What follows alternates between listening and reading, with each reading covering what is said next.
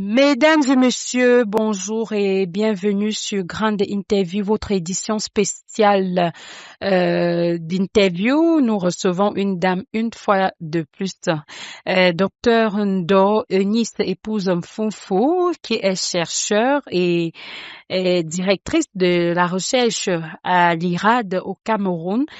Alors, docteur, c'est vrai qu'on va toucher le sujet de l'atelier d'aujourd'hui, de lancement des activités du projet et de capitalisation des connaissances, technologies et innovations en agroécologie au Cameroun, par le réseau des agroécologies, en agroécologie pour promouvoir la durabilité des systèmes alimentaires en Afrique de l'Ouest et du Centre.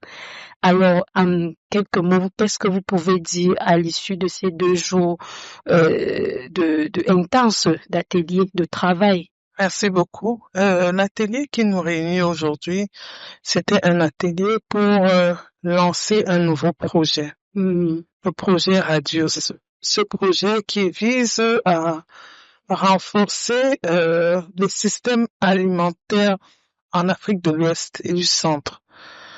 Et ça à travers l'agroécologie, ce qu'on appelle l'agroécologie. Agroécologie, pourquoi?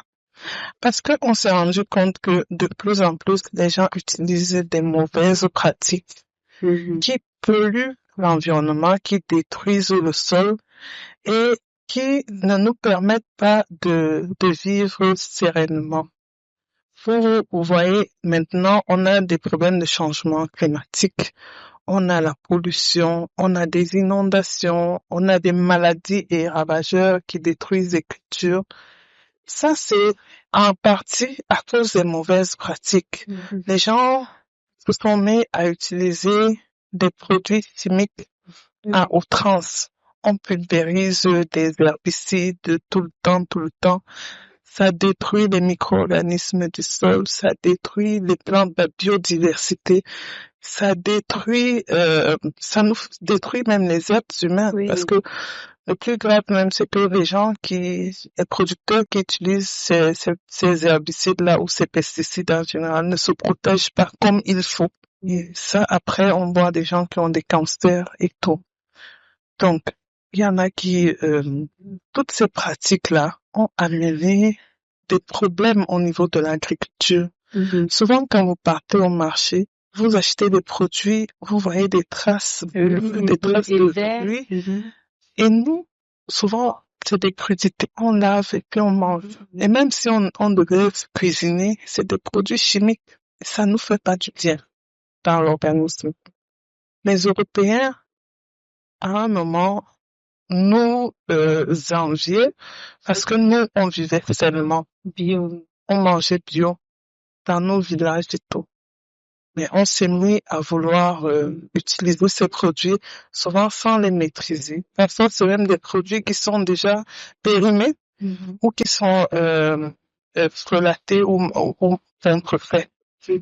Donc, l'agroécologie nous interpelle à revenir vers la nature, utiliser l'écologie, la nature pour produire. Ça veut dire que, par exemple, dans la nature, vous ne voyez pas une plante seule sur des hectares et des hectares. Les plantes sont toujours associées parce qu'il y a des interactions entre les plantes qui font que même si les maladies arrivent, la maladie ne va pas détruire toute la parcelle parce que les maladies sont souvent spécifiques. C'est un peu comme pendant la COVID, on disait les mesures barrières. Les mesures barrières chez les plantes, c'est de mélanger plusieurs espèces.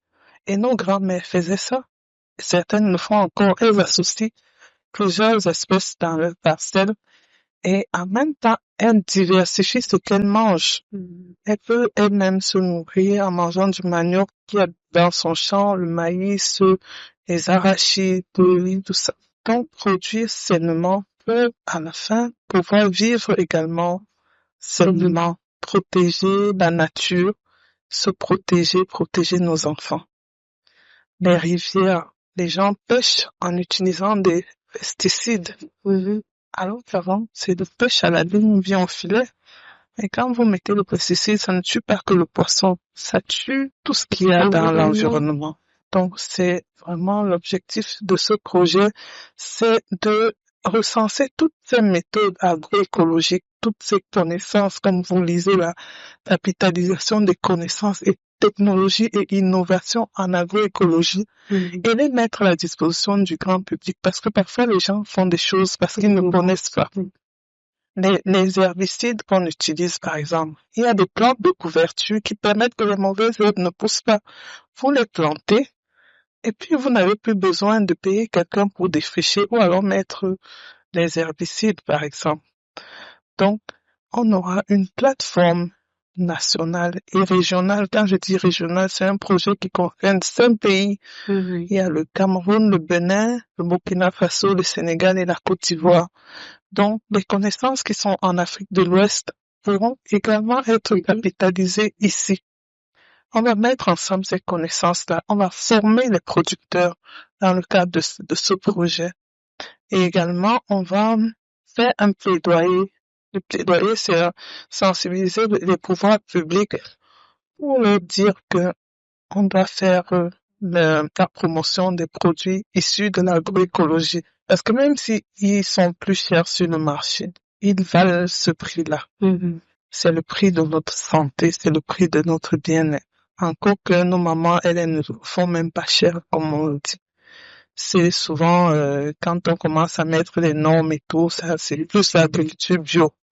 Mais les produits issus de l'agroécologie doivent pouvoir se distinguer sur le marché, que quelqu'un se dirige vers ces produits en disant, moi, je préfère préserver ma santé que d'aller vers là où on fait des produits avec on produit avec des intrants chimiques.